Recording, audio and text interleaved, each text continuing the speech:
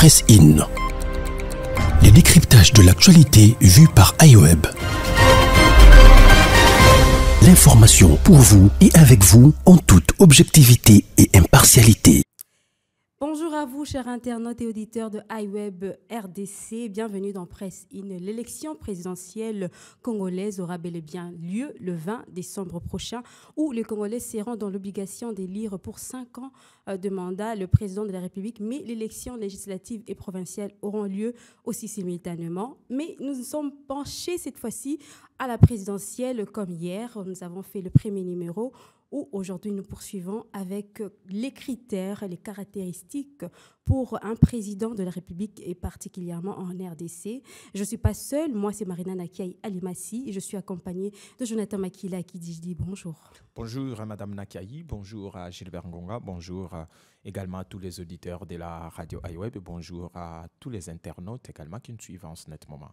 Gilbert Ngonga, un plaisir de vous avoir. Bonjour. Un grand plaisir en tout cas de revoir sur ces beaux cadres de iWeb Radio. Ça fait très longtemps que nous avions partagé le même plateau avec vous. Je suis très content que vous soyez là. Et bonjour également aux auditeurs de iWeb Radio, aux internautes qui nous suivent de partout, nos fidèles internautes en tout cas. Nous sommes là pour parler de la République démocratique du Congo. Malgré que Jonathan m'a volé la vedette de citer le nom de Gilbert Ngonga. Bienvenue à tous, en tout cas. Et voilà, aujourd'hui, on va poursuivre. Hier, on a eu à parler sur 11 candidats. Et cette fois-ci, on va prendre Constant Moutamba. Jonathan Makila, à vous. Voilà, on va parler de Constant Moutamba, le plus jeune de tous les candidats président de la République. Voici les parcours politiques et professionnels de Constant Moutamba, candidat à la présidentielle de décembre 2023. Le président de l'opposition républicaine DIPRO et candidat à l'élection présidentielle, Constant Moutamba, a publié son parcours politique et professionnel ce dimanche 3 septembre.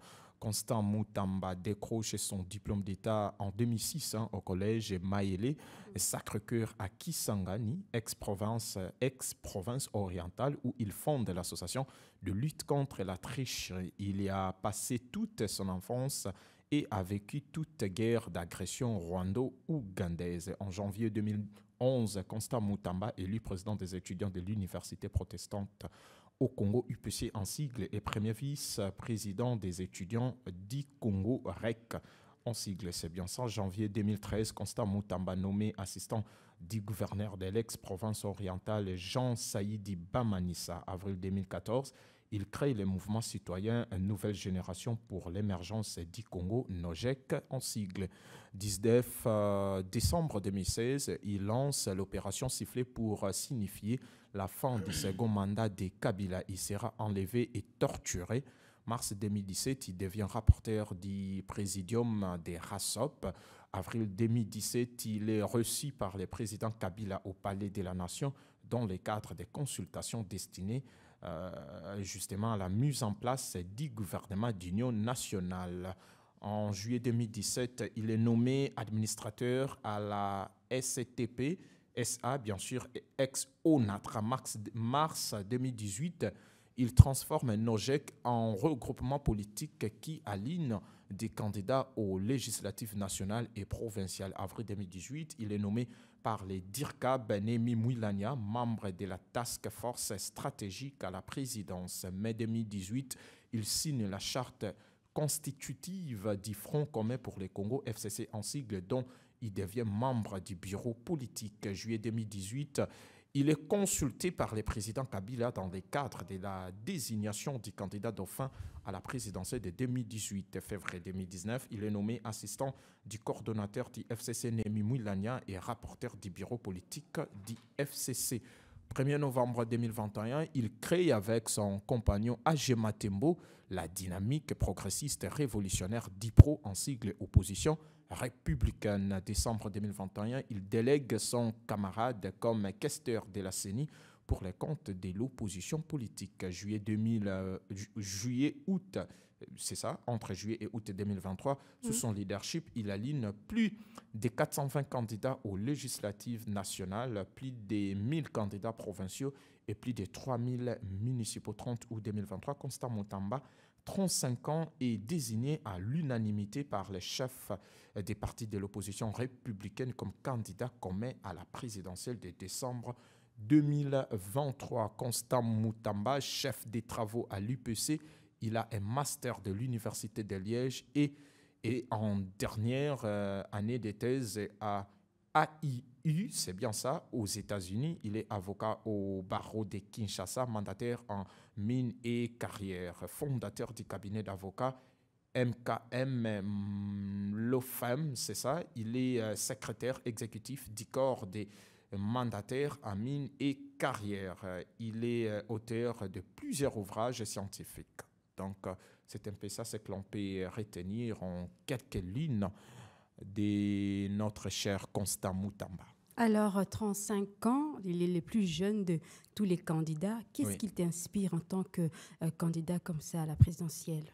D'abord, je loue son courage et puis son dévouement et aussi sa bravoure. Et ça, c'est important quand même, justement, de le dire. Il est jeune.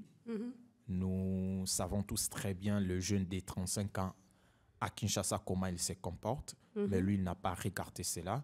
Et puis, il est chef des travaux à l'UPC.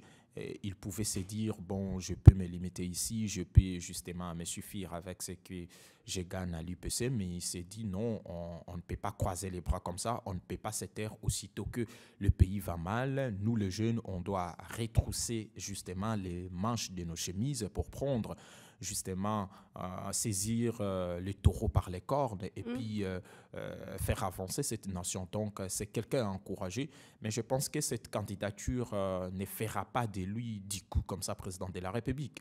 Donc, c'est une candidature qui va lui permettre de sortir comme ça de sa zone de confort, de sortir de sa loge et puis, justement, de marquer encore un peu plus les esprits des Congolais.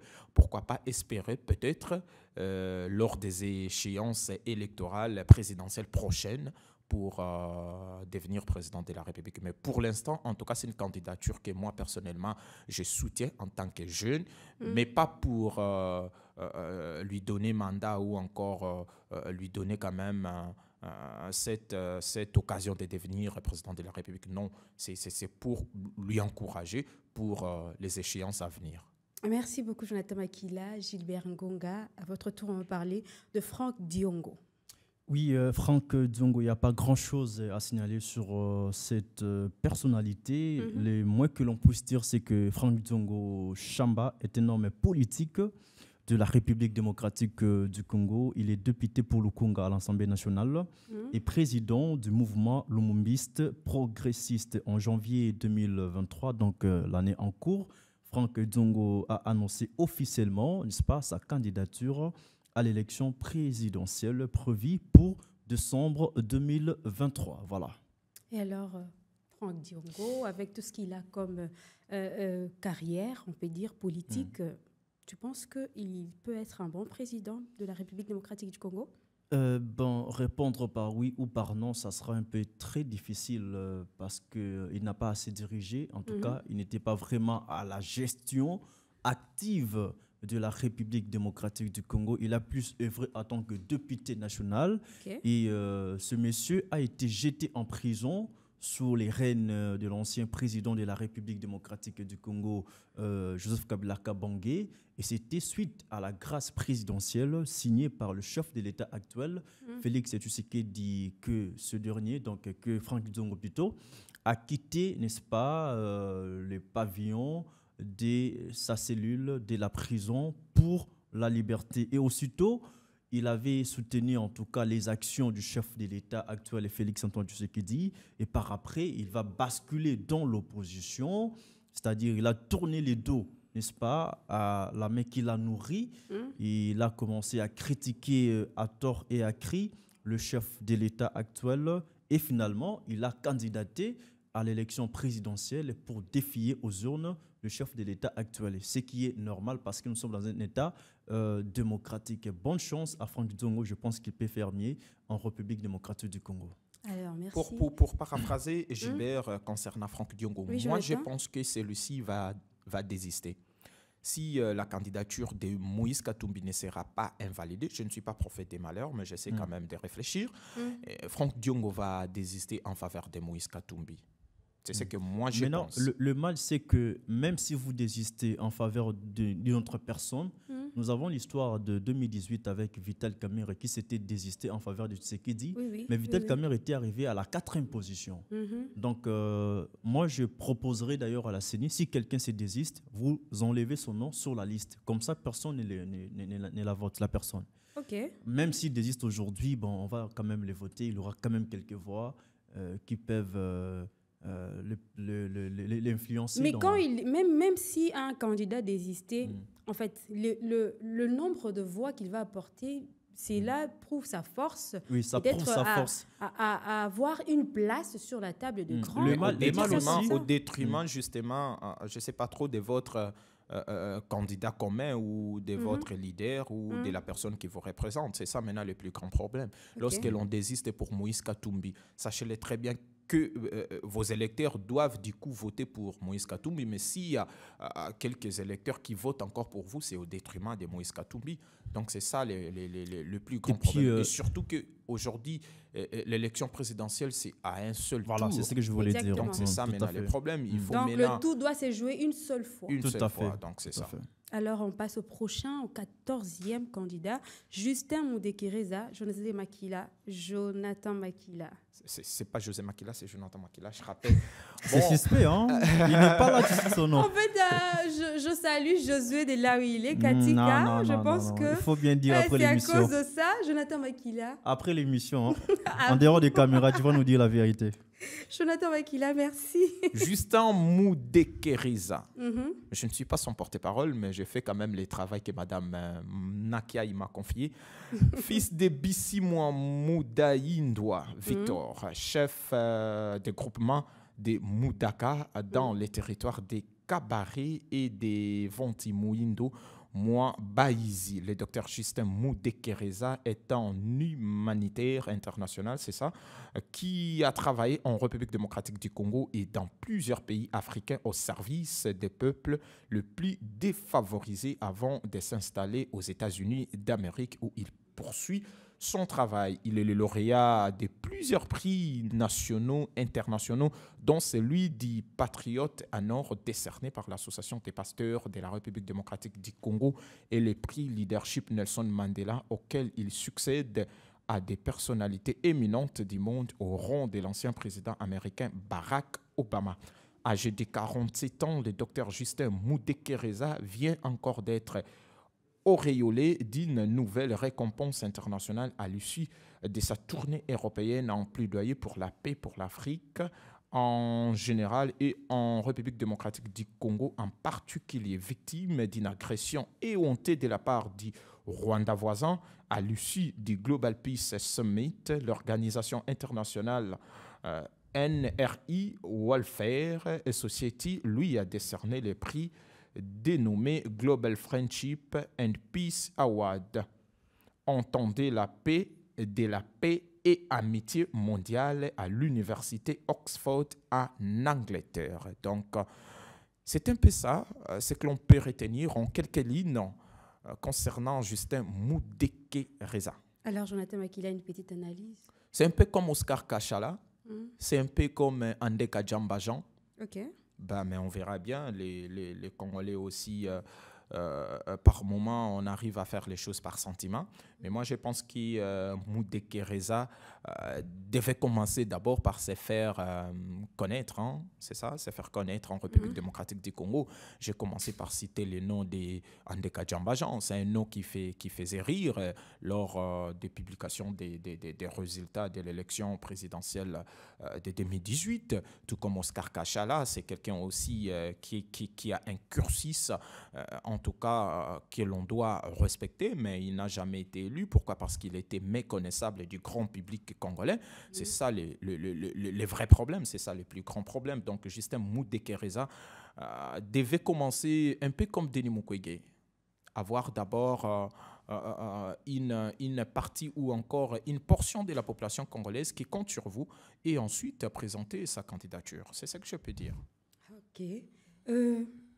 Gilbert Ngonga a quelque chose à ajouter ou on passe Bon, Justin fait partie de candidats qui savent du fond de leur cœur qu'ils ne vont pas remporter l'élection présidentielle, mais seulement ils postulent pour s'imposer dans la classe politique de la République démocratique du Congo. Vous connaissez l'histoire de Setski Kouni dans ce pays. Oui. Avant 2018, personne ne connaissait Setski Kouni, en tout cas pas moi.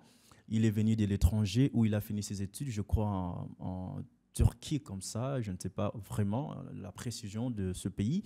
Il est venu brusquement, il a postulé à l'élection présidentielle et puis il a commencé à faire petit à petit son nom. Aujourd'hui, Setski Kouni est parmi, en tout cas, les candidats présidents de la République qui ont imprimé leur marque, n'est-ce pas, sur les réseaux sociaux de manière générale et en particulier dans les réseaux sociaux X, ancien Twitter. Donc, bonne chance à lui. Je pense qu'il peut faire quelque chose de bien. Parce qu'au Congo, il y a des gens qui votent pas parce qu'ils ne vous connaissent, mais ils vous votent parce qu'il y a une liste. Ah, n'a voté nan. Des gens sans idéologie. Mais ça bien, pas accroché. Donc c'est possible à avoir quelques voix. Voilà. C'est triste. On passe au numéro 15 de notre liste qui est Kazadi Kanda. Gilbert Ngonga. Voilà, Kazadi Kanda Rex. Il est né le 24 mars 1978 à Kinshasa, en République démocratique du Congo, originaire de Mbuji-Mayi, où il est l'un des princes héritiers de Bakwasumpi et propriétaire des terres. Rex Kazadi Kanda est le fils de magistrat Nachambaloa Kazadi Mathieu, diplômé de ENE à Paris.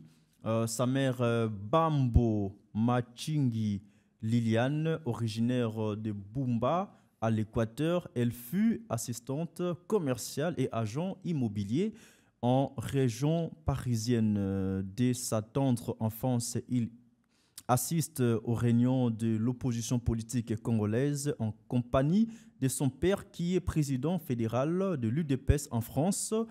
Il en sera profondément marqué. Rex Kazadi Kanda est l'aîné d'une fratrie de 5 enfants.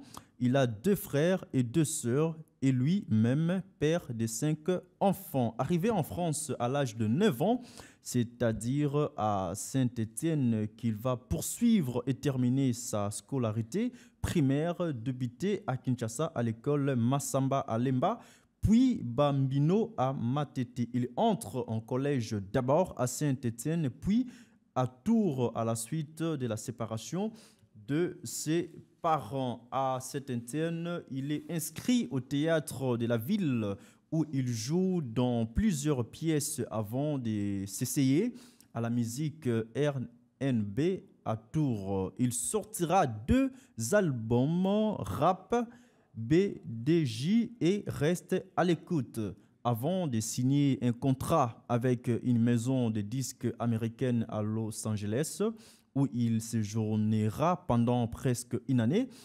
Au chapitre sportif, c'est à Tours qu'il pratique la boxe anglaise. Il en sera vice-champion de France à 15 ans, donc face à la montée du mouvement raciste des crânes rasés et à l'insécurité ainsi créée pour les Noirs en France dans l'année 90.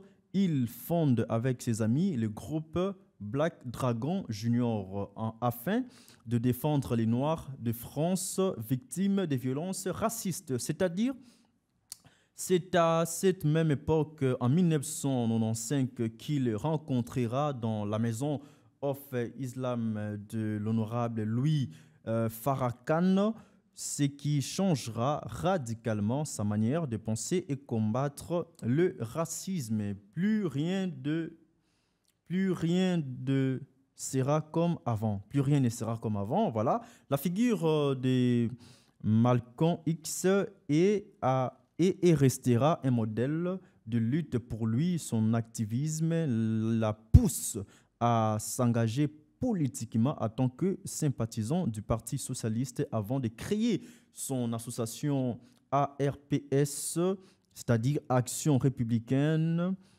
pour le progrès social. En parallèle, il abandonnera ses études, fera une formation de technicien preneur de son, Sorti de sa formation, il travaille pendant 2 ans au studio 77 Records de Mariano Beuve, qui deviendra ainsi son producteur. Tout s'arrêtera à la mort de celui-ci. Il fait quelques boulots dans la sécurité, boîte de nuit, studio 45, puis une formation en sécurité rapprochée de zones sensibles à Secopex avant de s'engager à la région étrangère, l'armée française bien sûr. Il ne restera pas car la région est incompatible avec sa vie de famille. Amoureux de l'image, il suit et termine avec succès une formation en graphisme et montage vidéo. Guidé par une âme de leader, c'est naturellement vers les combats contre l'injustice qu'il se tourne, une passion qu'il exerce voilà, avec zèle en milieu associatif. Quoi dire de plus sur ce monsieur? Les émeutes des Villiers-le-Bel en 2007 permettront à toute la France de connaître cet homme qui se bat pour la justice et le retour au calme après la mort de 2 jeunes de la cité, Mouchiné et Laramie. Il se fera remarquer par TF1 qui fera un reportage sur la ville et sur sa vie avant de se faire à nouveau remarquer par Nicolas Sarkozy qui l'invitera lors d'un débat télévisé puis à l'Élysée. Fort de cette notoriété, il en profitera pour se lancer dans les combats pour la reconnaissance du génocide congolais. 8 millions de morts. Voilà ce que l'on peut dire de Kazadi Kandarex. Voilà. Alors, il a commencé au bas de l'échelle. Voilà. J'ai bien vu. Il a monté les commencé petit à petit et jusqu'aujourd'hui, il est candidat à la présidentielle. Bon. Gilbert Ngonga. Ce que je retiens de lui, parce que je viens de lire ça, de découvrir ça à peine, c'est que c'est un monsieur qui a longtemps milité pour l'égalité de chances, qui a combattu le racisme, n'est-ce pas, qui battait, n'est-ce pas, le lieu en France. Il a été en France, je crois, à l'âge de 15 ans déjà. Il a commencé ses études ici en République démocratique du Congo. Il poursuivra ses études en France jusqu'à ce qu'il est revenu dans le pays pour postuler. C'est quelqu'un qui est contre le racisme, c'est quelqu'un qui est contre la discrimination, selon ce que je comprends. Et je pense qu'un tel profil peut être utile pour la République démocratique du Congo quand on sait que dans notre pays, il y a plusieurs discours séparatistes et racistes qui se prononcent, surtout dans des moments pareil, c'est-à-dire pendant la période électorale, préélectorale et post-électorale. Il y a plusieurs discours racistes et séparatistes qui se tiennent par-ci, par-là. Je crois que c'est un rassembleur, c'est quelqu'un qui veut le bonheur de tout le monde et que s'il a la chance, il peut, pourquoi pas, s'asseoir sur les fauteuils présidentiels. Par contre, moi, je trouve que Rex Kazadi est bon pour autre chose, pas pour devenir président de la République. Pourquoi? Parce que son cursus, c'est un peu compliqué. Okay. J'ai du mal à les saisir. Il a commencé comme artiste, boxeur, je ne sais pas trop, militant, technicien, graphiste. J'ai du mal justement à les saisir, j'ai du mal à les circonscrire. Voilà pourquoi j'ai dit qu'il est bon peut-être pour autre chose, mais pas pour devenir président de la République. Président de la République, ce n'est pas donné à n'importe qui. C'est pas donné à n'importe qui, donc il faut que ça se manifeste dès les bas âges. C'est comme aux États-Unis d'Amérique, on ne prend pas n'importe qui. Dès les bas âges, nous sommes en République démocratique du Congo. Non, mais on doit s'inspirer justement à ces pays-là parce que justement chez eux, ça va quand même. Barack Obama, dès son jeune âge, je dirais comment sa grand-mère lui avait dit « Toi, tu dois devenir président de la République et moi-même, je ferai tout. Je dois te scolariser dans des écoles bien structurées pour ton éducation. » Et voilà, aujourd'hui, quand il est devenu président de la République, tous, nous le savons comment il a travaillé. Donc, on ne devient pas président de la République par ricochet. Non, ça doit se sentir, ça doit se manifester dès les bas âges. C'est ce que moi, personnellement, je peux dire concernant Rex Kazadi. Il peut être bon peut-être pour être ministre des Sports et autre chose, mais pas pour devenir président de la République en tout cas. Ok, on sommes en démocratie. Alors, c'était l'avis de Jonathan Makila. On passe au prochain directement. Rajabo Tebabo Saborado. Vous avez massacré son nom. Hein. Il faut dire qu'il y a beaucoup de B, Rajabo Tebabo Soborabo, vraiment. Il a un nom compliqué. Très compliqué. Noël Tiani doit... Je me skisse si j'ai massacré son nom, mais est-ce qu'il est congolais quand même avec ses noms? Non, alors, mais si sa candidature était acceptée, c'est qu'il est reçu, pas reçu. Ouais. Bon, Jonathan Makila, dis-nous un peu plus de lui. Voilà, pasteur et homme d'affaires, Rajabo Adjabo Tebabo. Waouh, il y a une sorte de rime. Hein? Exactement. Rajabo Tebabo Soborabo. Mais c'est compliqué. Rajabo Tebabo Soborabo. Bon, c'est juste une façon d'amuser la galerie. Hein, c'est un peu ça. Que la technique nous aide avec sa photo. Hein. Voilà, oui. Benji va nous balancer sa photo. Et il est un acteur politique congolais, président du parti politique congolais Unis pour les changements. C'est candidat malheureux à la présidentielle de 2018 au. Ah bon, il était en candidat 2018 aussi, il était candidat. Ok. Ah. Bon, il faut vérifier. Ces candidats malheureux à la présidentielle de 2018 s'inscrit dans l'optique du changement afin d'apporter sa part à la consolidation de l'unité entre les Congolais avec en prime la paix sur les territoires nationaux afin que tout puisse bénéficier des ressources dont regorge le pays de Lumumba. Ici, à rappeler que c'est depuis le 9 septembre que les BRTC a été ouvert pour l'élection présidentielle. La fermeture interviendra. Non, ça, c'est autre chose. Hein. Bon, on peut se limiter que tous puissent bénéficier des ressources dont regorge les pays. Donc, c'est un peu ça, justement. Hein. Il se bat pour l'unité entre les Congolais avec, justement, la paix et puis faire en sorte que tout Congolais soit bénéficiaire de nos ressources. Donc, c'est ce que l'on peut retenir des Rajabo Tebabo Soborabo. Il est pasteur et homme d'affaires. Donc, c'est ça. En politique déjà en congolais. 2018, il était déjà candidat, mais malheureux. Et aujourd'hui encore, en 2023, il est candidat. Jonathan Makila, qu'en penses-tu? Il sait ce qu'il veut et il sait ce qu'il vaut. OK.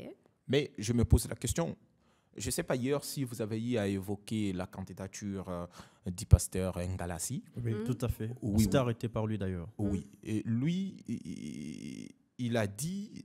Il est mandaté par le Saint-Esprit. Mais lui aussi, c'est un pasteur. Donc, bon, on ne sait pas. Il y a, je crois, 3-4 pasteurs comme candidats. Même Théodore Ngoï, c'est un pasteur. À chacun ses motivations et ses ambitions. Et puis, est-ce qu'ils peuvent se réunir? C'est ça la question proposer que une candidature commune aussi. Si réellement ils sont là, justement, par la volonté parfaite de Dieu. Tous ces pasteurs peuvent se mettre d'accord parce qu'ils sont animés par le Saint-Esprit et ils sont différents en tout cas de politiciens. Qui s'exprimait de la sorte, voilà. Les autres si réellement pas dit qu'ils étaient animés du Saint-Esprit. Mais un homme de Dieu ne pose pas un acte sans toutefois consulter le Saint-Esprit. Voilà. Je pense qu'ils sont instruits par le Saint-Esprit pour candidater à l'élection présidentielle. Mais à entendre les propos tenus par le pasteur Ngalassi, on l'a dit hier et je le répète aujourd'hui, il a dit c'est Dieu qui lui a demandé plutôt de postuler à l'élection présidentielle. Il était temps de libérer la République démocratique. Moi, je me dis, Dieu ne se trompe pas. Si réellement Dieu lui a demandé de postuler à l'élection présidentielle pour libérer le Congo, cela voudrait dire les prochains présidents de ce pays, c'est le pasteur Ngalassi. Parce que Dieu ne se trompe pas. Si réellement nous avons tout ça là quand même par formalité et après ça sera lui le prochain président de la République. En tout cas, Jonathan, et c'est qui CEO, hein? Ouais, franchement, ça fait rire. Bon, ça fait rire. Mais Rajabo, en tout cas, il est, je sais pas trop. Il n'est pas connu. Il sort de nulle part en fait. Est-ce qu'on peut devenir président de la République comme ça?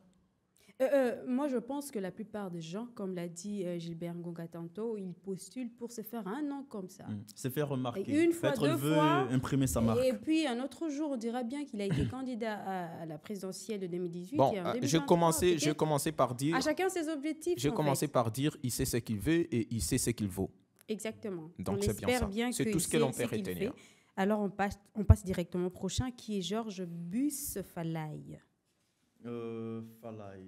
Georges Busse-Falaï, pas grand-chose à dire sur lui. C'est que l'on peut dire c'est qu'il est ancien directeur de cabinet de feu président Laurent Désiré Kabila. Georges Busse-Falaï fut ancien ministre de l'énergie avant la transition et sénateur honoraire. Voilà. C'est tout. C'est tout. Alors, on espère qu'il sait ce qu'il fait et sait qu'il sait Bon, qu'il c'est veut. quelqu'un qui a travaillé avec Laurent Désiré Kabila, ancien président de notre pays. Ce président a quand même marqué l'histoire de la République démocratique du Congo. Cela voudrait dire que si lui était l'un de ses collaborateurs, de ces présidents-là, Laurent Désiré Kabila, je pense qu'il peut apporter sa pierre à l'édifice pour la construction de ces grands pays en chantier, la République démocratique du Congo. Mais je me dis, ces personnes sont des ménopausés politiques qui ont longtemps travaillé, non seulement avec Laurent Désiré Kabila, je suppose qu'il a aussi travaillé avec Mobutu et un peu plus avant, pourquoi pas. Et il doit aller à la retraite et faire place, n'est-ce pas, à la 78 jeunesse. ans, si je me trompe pas. 78 ans, c'est énorme en tout cas. C'est quelqu'un qui doit se reposer, c'est quelqu'un qui doit préparer son éternité, sa retraite, en tout cas son éternité. Il a longtemps travaillé, il doit faire place à la jeunesse. Aujourd'hui, on a besoin de jeunes qui ont la vigueur, la force pour diriger la République démocratique du Congo. Mais comme qui le dirait que la jeunesse a aussi besoin d'un Oui, appui. il peut être conseiller du président. Il peut être aussi conseiller, jeune. il peut travailler dans l'ombre. Mais là, il d'un postule à l'élection président. présidentielle. Voilà. C'est différent. Il peut être ministre, il peut être conseiller. Une petite question, une petite analyse. Joseph Kabila, président de la République, a dit clairement qu'il n'avait pas 11 personnes, 11 personnes sur qui compter. Mais il était où? Lui, il a travaillé avec les pères de Joseph Kabila. Il était, je ne sais pas trop, son directeur des cabinets. Il allait donner justement son intelligence ou son expertise. Il allait aider Joseph Kabila à résoudre les problèmes qui traversent la République démocratique du Congo à son époque. Et aujourd'hui, à 78 ans, on veut devenir président de la République sans se préparer. Ça, c'est quelque chose que l'on doit aussi dire aux Congolais qui nous regardent, qui nous suivent en ce moment. En tout cas, on doit avoir la culture de la préparation. On ne devient pas président de la République par magie. Non, ça se prépare. On doit se préparer. On appelle ça d'une manière conséquente. On doit se préparer, on ne devient pas président de la République par magie. Si j'analyse cette candidature, je dirais plus que ça donne l'impression de quelque chose dont il s'est fixé il y a des années que moi aussi un jour je vais postuler à ce poste-là. Mais concrètement... C'est peut-être un rêve qu'il veut réaliser à cet âge-là. Madame Nakiaï, concrètement, est-ce Bousfalaï est connu? Soyons sincères. Bousfalaï est connu. Mais il faut dire quand même, c'est prenez un sacré montant pour postuler à la présidentielle. C'est quand même une grande somme. Selon certaines indiscrétions, bon, la CENI sait comment elle fonctionne concernant la caution des candidats présidents. Bon, ça, on ne peut pas peut-être dire ça ici, mais moi, j'estime que justement, on doit être conscient. Et on doit savoir ce que l'on veut. Peut-être c'est juste pour une sorte de figuration ou pour distraire encore l'opinion congolaise. Mais si réellement il tenait à devenir président de la République, il devait en principe se préparer. Mouzé Kabila est parti depuis 2001 et aujourd'hui il vient de surgir de nulle part et il veut devenir président de la République. Peut-être qu'il était en préparation. Non, quelle préparation? Préparation en silence. C'est ça le mal avec les politiciens congolais qui ne réfléchissent pas. Si réellement il avait des ambitions présidentielles, il devrait commencer à se faire remarquer depuis très longtemps. Parce qu'il était directeur, n'est-ce pas, ancien directeur de cabinet d'un président de la République. Il a tous les moyens, en tout cas financiers, pour se faire remarquer, pour passer aux médias, parler de lui, parler de son parti politique, parler de ses actions politiques et se faire remarquer finalement. Alors, il débarque directement en 2023, un certain Georges Bousefalaï. Mais moi, journaliste, je ne le connais pas en fait. Alors, à plus forte raison, d'autres, la population qui n'est pas instruite.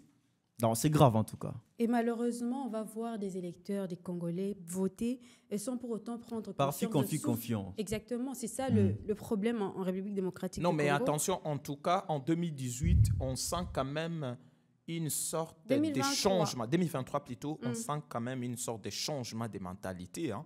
En tout cas, on l'espère bien. Oui, et parce qu'en 2006, c'était quelque chose de nouvel pour tout Congolais. Non seulement pour tout Congolais, mais pour la jeune génération. Et on a maintenant l'expérience.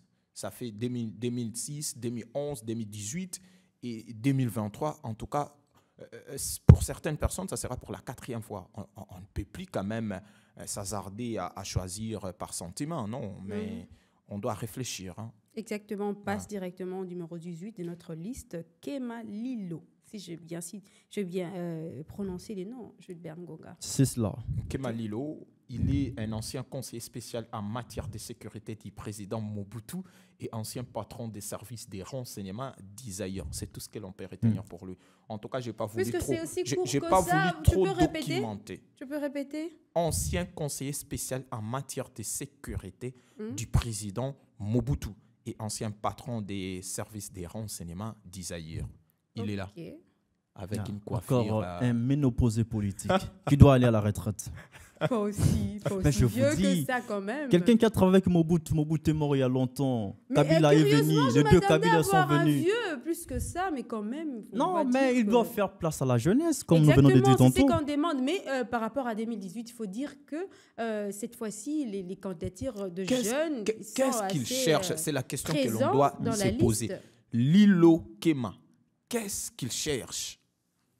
Je ne sais pas trop. En fait, je ne sais pas, moi non plus. Je pense que ce sont peut-être des objectifs qui sont fixés L'effet quand d'être... j'étais jeune. Non, attendez. Dire que L'effet d'être... il faudrait que je L'effet d'être conseiller spécial en matière de sécurité du président Mobutu, ou je ne sais pas trop, patron des services des renseignements d'Isaïr à l'époque, suffit ou pour devenir président de la République. Non, une petite question là, je pense que même les auditeurs et les internautes seront intéressés. En fait, quel est l'avantage de postuler à la présidentielle malgré qu'on sait qu'on ne va pas y aller? Y a-t-il quelque chose qui est aussi... Il y a deux choses. Avantageux? La première, c'est en faire dehors remarquer. De se faire un nom, oui, c'est faire remarquer, c'est faire un nom, c'est faire connaître. Oui. Parce que même lui là, nous on le connaît pas, mais on parle de lui. Aujourd'hui, on parle de lui. On parle de lui et directement je le connais. Et il y aura des gens qui vont l'entendre, qui vont le découvrir aussi. Donc c'est faire connaître, c'est faire une sorte de notoriété, n'est-ce pas? Et de deux, avoir la chance de participer au dialogue, s'il y en aura bien sûr, pour le partage des gâteaux. On peut appeler tous les candidats présidents de la République pour un dialogue et peut-être reporter les élections. C'est une hypothèse, hein, je suis en train de réfléchir. Et par moment, il va se faire, en tout cas beaucoup d'argent, il peut... prendre un poste ministériel, il peut prendre le ministère de la Justice, par exemple. Et voilà, c'est son avantage. Donc, ça en vaut la peine quand même. Mais pour moi, j'estime qu'avec ces $100 000, en tout cas, il pouvait quand même mener des actions concrètes sur terrain. Ça allait lui permettre justement de se faire remarquer très, très, très vite. Parce qu'il y a des politiciens virtuels et il y a des politiciens réels. Exactement. Des politiciens virtuels, c'est-à-dire c'est quelqu'un qui se limite sur Twitter, sur X, hein, anciennement Twitter, sur Facebook, sur YouTube. Il faut dire que ce nom n'est pas encore trop ancré dans la tête des gens. X anciennement Twitter. Donc c'est bien ça. Et il y a des politiciens qui sont connus du grand public congolais. Donc il faut aussi faire la part des choses. C'est comme Matata Pogno. Matata Pogno, c'est quelqu'un qui est connu sur X, et il est connu. Mais si on prend Matata Pogno, on prend sa photo et on descend à Mokoto, à Mbandaka, comme ça, il n'est pas connu. Vous voyez? Donc, c'est quelqu'un qui est connu. Donc, moi, je pense que les vrais pouvoirs, c'est la population. C'est d'avoir, justement, une population derrière vous. C'est ça pour moi. C'est ce que je peux demander à tous ces politiciens. $100 000, c'est beaucoup. Il suffit d'installer, je ne sais pas trop, les forages d'eau ici à Sangamamba, à Mitendi et autres. En tout cas, vous aurez déjà une base considérable de la population congolaise. On passe au prochain. Patrick Majondo Mwamba. Mwanda, Mwamba. Mwamba. Ok. Patrick Mwamba. Voilà, il est là. Que dire de lui? Voilà. Encore un jeune. Hein? Encore un jeune. Né au Congo en 1980, Patrick Majabo a pris le goût de pratiquer le sport le plus populaire aux États-Unis, en Belgique, à l'âge de 20 ans. Le sportif a excellé dans cette discipline en la pratiquant à l'université aux États-Unis. Avec une taille de 1,91, l'actuel candidat était considéré comme les premiers joueurs professionnels belges du football américain. Il a joué en Allemagne, Il est passé également à l'un des mythiques, n'est-ce pas, de cette discipline d'Anvers Brocos au pays de l'oncle Sam. Voilà ce qu'on peut dire de M. Patrick Mwamba. Encore une candidature qui nous laisse perplexes. C'est un jeune en tout cas. Il a la vigueur dans le son. Je pense qu'il est intelligent. Mais lui, il a joué pour la Belgique, non? C'est long, justement, c'est que l'on vient dire. Oui, mais après, la nationalité peut être changée à tout moment. C'est-à-dire, si vous avez, il a renoncé. Vous avez on comprend, il a la renoncé. nationalité belge ou bien américaine, il a renoncé. Vous pouvez renoncer à votre nationalité acquise pour postuler à l'élection présidentielle. Bon, je n'ai pas trop de choses à dire sur lui. Bonne chance à lui. Bon vent à M. Patrick Mwamba pour cette bataille présidentielle. Je pense qu'il va battre campagne. C'est tout ce que nous condamnons à tous ces candidats qui viennent de se faire connaître maintenant. Il était où depuis très longtemps? Mais non, attendez, un sportif. Il devrait... Mais non, ce n'est pas interdit. Il peut devenir président. Aujourd'hui, on a Georges Weah, un footballeur président de Libéria. Voilà. Mais en dehors de ça, on n'a que ça comme, je sais pas. On a Zelensky aujourd'hui, le président ukrainien. Il y a autre chose. Et puis Donald Trump il adore jouer catch, non? Oui, catch voilà. américaine. Mais non, en dehors de ça, on a bien vu qu'il y avait d'autres références. Là, je parle seulement de ce que nous avons ici. Donc, c'est un grand sportif qui on retient que ça, il est sportif. Il peut apporter quelque chose à la République démocratique du Congo. Mais la question que je me pose... Pas n'importe quel sportif. Il a fait des études universitaires. On vient de... Tout à fait. Tel que je viens de détailler tout à l'heure. Donc, c'est pas n'importe qui. Ce que je condamne à tous ces candidats, outre ceux qui sont connus, c'est que ce dernier, ils attendent à la fin. Ils ont mis du temps pour commencer à parler d'eux avant de postuler. Parce que ça se prépare.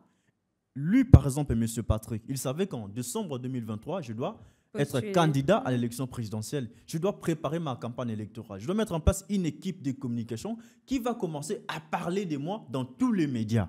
Mais chose qui n'était pas faite. À la grande surprise de tout le monde, on voit un monsieur Patrick Mwamba qui vient et postule à l'élection présidentielle. Bon courage à lui et bon vent à lui. En tout cas, Jonathan Makila passe... Jean-Claude Bayende Etafé Eliko. Il est de l'Équateur ou? Du Grand Équateur. Exactement. Ancien gouverneur d'ailleurs. Jean-Claude Bayende Etafé Eliko, né en République démocratique du Congo le 24 mai 1963, des parents congolais qui sont tous morts à ses jours. Il a été formé en philosophie et théologie dans les séminaires en RDC, ordonné prêtre de l'Église catholique romaine en novembre 90 par l'imposition des mains de Monseigneur Frédéric Kéchou, devenu par la suite cardinal. Jean-Claude Bayende ira aux études en Belgique en 1994. Concernant la formation, outre ses formations comme séminariste et prêtre, il est licencié en sciences du travail et il est détenteur d'un diplôme d'études spécialisé en gestion des ressources humaines à l'Université libre de Bruxelles en 2001. Écœuré par la situation chaotique des pauvretés et des misères de ses compatriotes congolais, il décida de quitter les sacerdoces pour embrasser la carrière politique.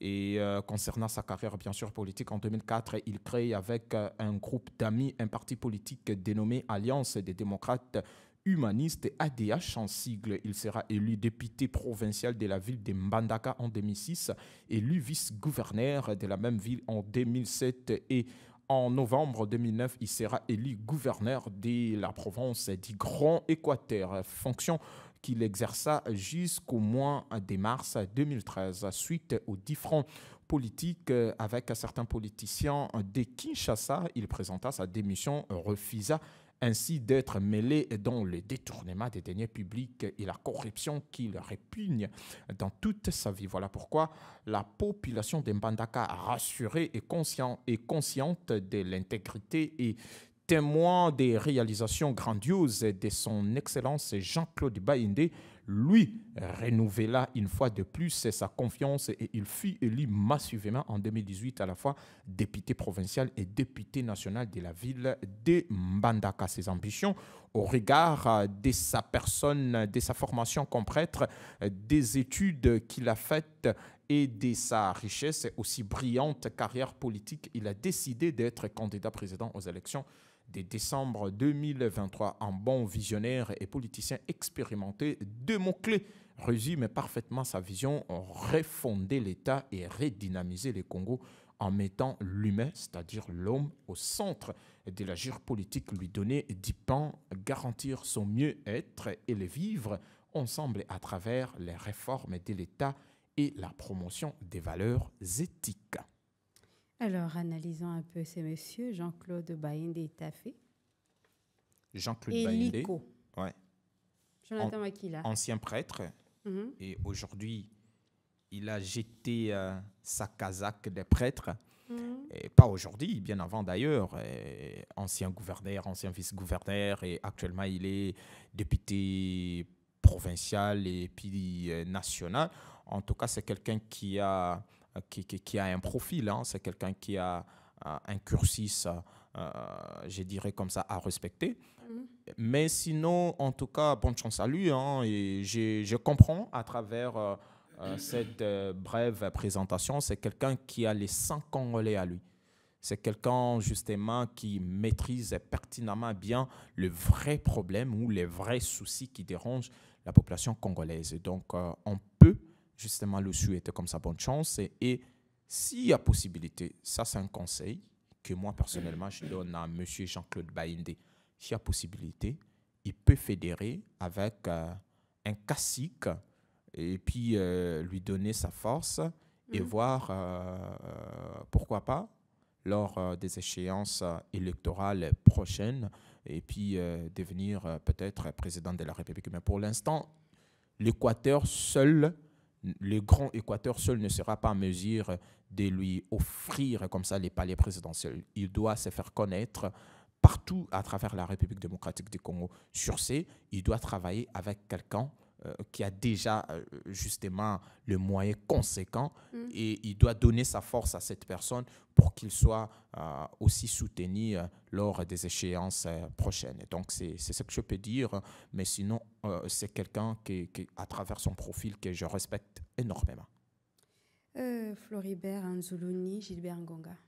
Avant de prendre Floribert, si vous permettez, je vais glisser un petit mot par rapport à Jean-Claude Bayende. J'ai suivi sa présentation, son profil. Je pense qu'un ancien prêtre sera peut-être à mesure, n'est-ce pas, de diriger ce pays à un bon port. Vous savez, Kassavou était aussi un ancien prêtre. Oui, un séminariste. Un ancien séminariste, voilà, qui a quitté finalement le séminaire pour le fauteuil présidentiel. Et nous savons tous comment Kassavou avait dirigé ce pays, où nous étions, où nous sommes aujourd'hui. Il y a vraiment un écart sur beaucoup de points.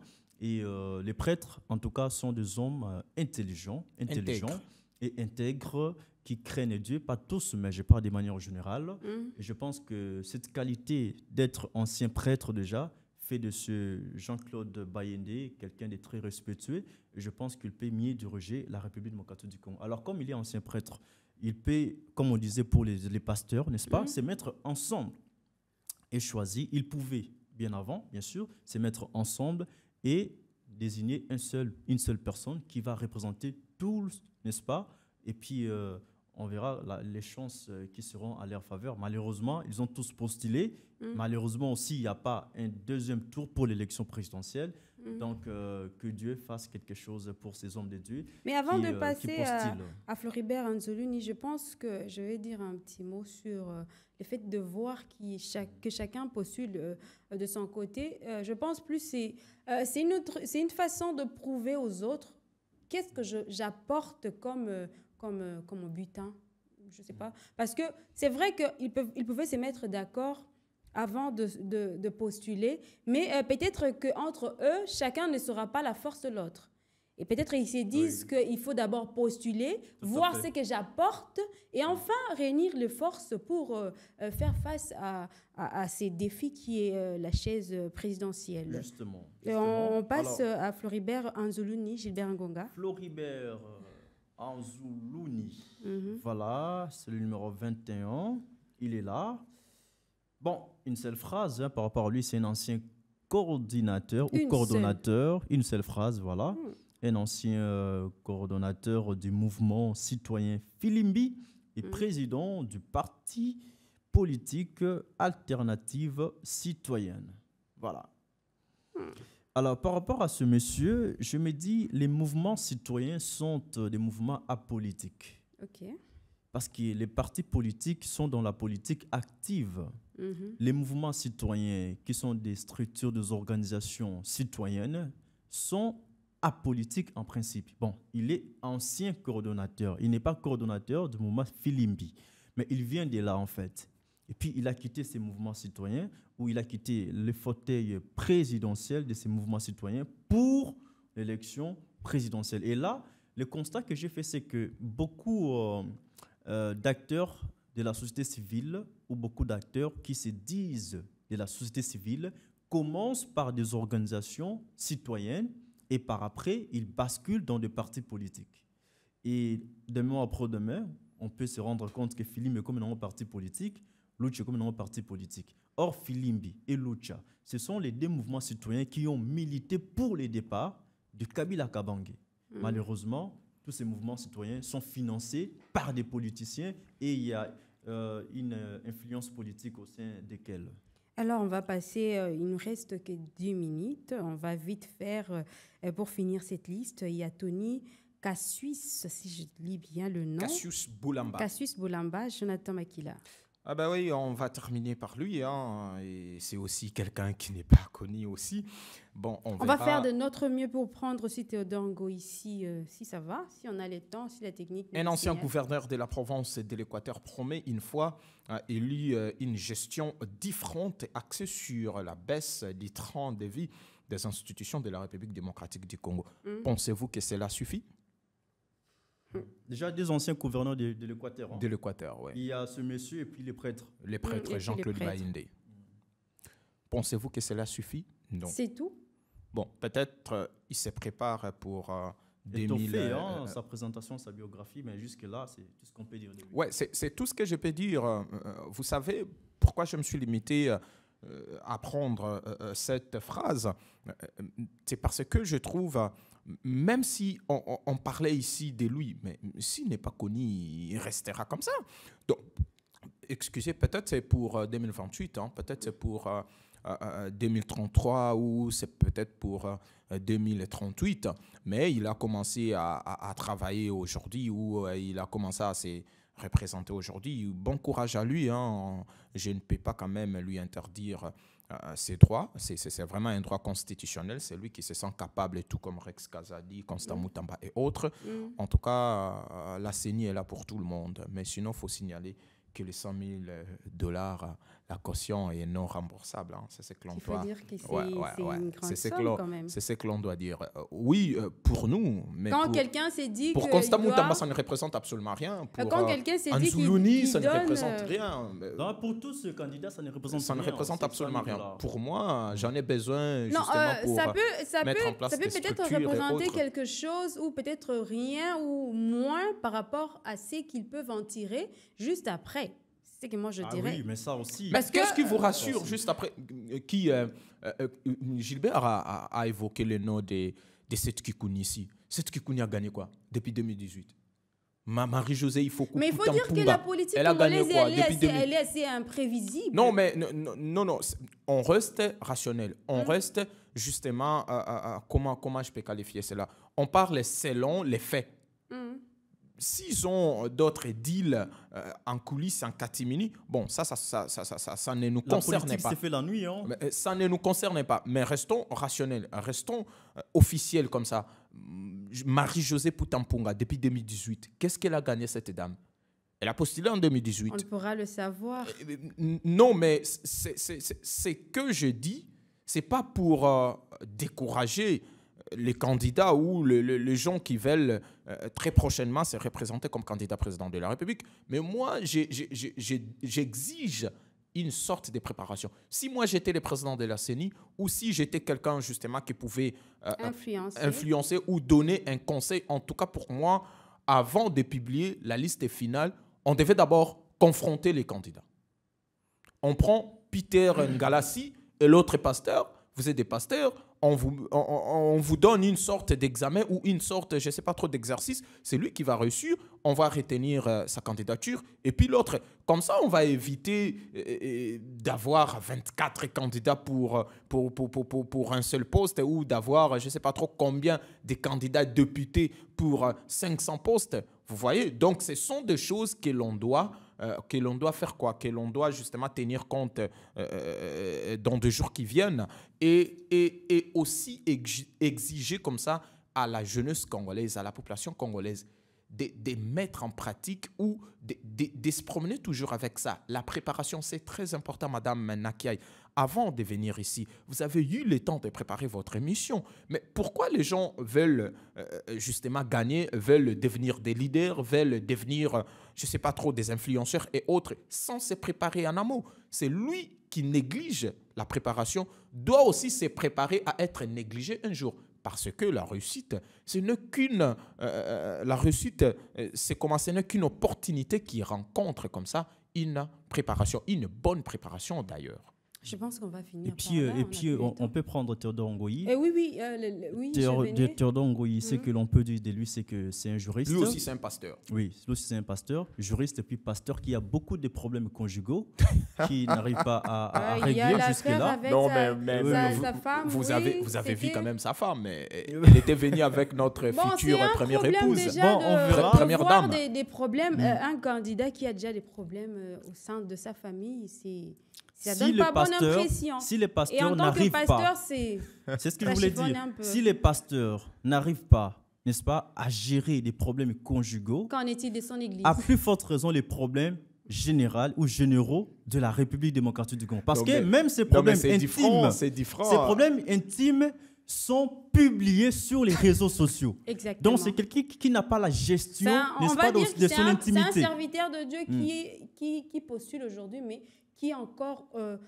au sein d'un scandale, on va dire ça. Et puis, si vous permettez, ce que je peux dire de manière générale de tous ces candidats méconnus, n'est-ce pas, qui ne sont pas assez connus, n'est-ce pas, par les publics de notre pays, c'est que la plupart de ces candidats qui ont postulé à l'élection présidentielle ont aussi postulé à la députation, soit provinciale, soit nationale. C'est pour dire quoi? Ils n'ont pas la conviction, l'ultime conviction qu'ils vont remporter ou gagner l'élection présidentielle. Voilà pourquoi ils postulent et à la présidentielle et à la députation nationale. Côté là où ça va, et Simba et Simbikaka. Madame Marina, en quelques secondes, oui, déjà, je tiens à vous dire que le président du CESAC, Christian Bossembe, était hier à la RTNC. Déjà, le CESAC est en train de voir comment organiser les débats ou encore, je ne sais pas trop, un débat contradictoire entre les candidats. C'est là que l'on verra tous ces candidats se masturber intellectuellement pour justement nous... Jonathan Makila, toujours dans le grosso modo. Merci Jonathan, merci. Non, j'allais dire que c'est là que l'on va comprendre, Oui, donc quand je dis la masturbation intellectuelle, c'est-à-dire c'est donner... Non, comprendre. On a compris, c'est le mot, merci. Et on saura le projet de société de chaque candidat. Peut-être en 2018, j'avais sous-estimé Noël Tiani, mais après avoir suivi ces derniers exposer son cahier des charges sur les antennes de la radio-télévision nationale congolaise, je me suis dit, c'est un monsieur sérieux. Mais après, je me suis rendu compte qu'il n'est pas sérieux. Nous sommes en démocratie, c'est par ici que nous mettons fin à cette émission. Merci de l'avoir suivi. Avec le même plaisir, je vous dis prochainement. Au revoir.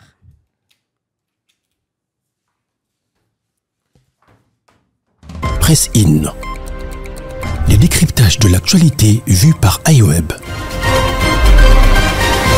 L'information pour vous et avec vous en toute objectivité et impartialité.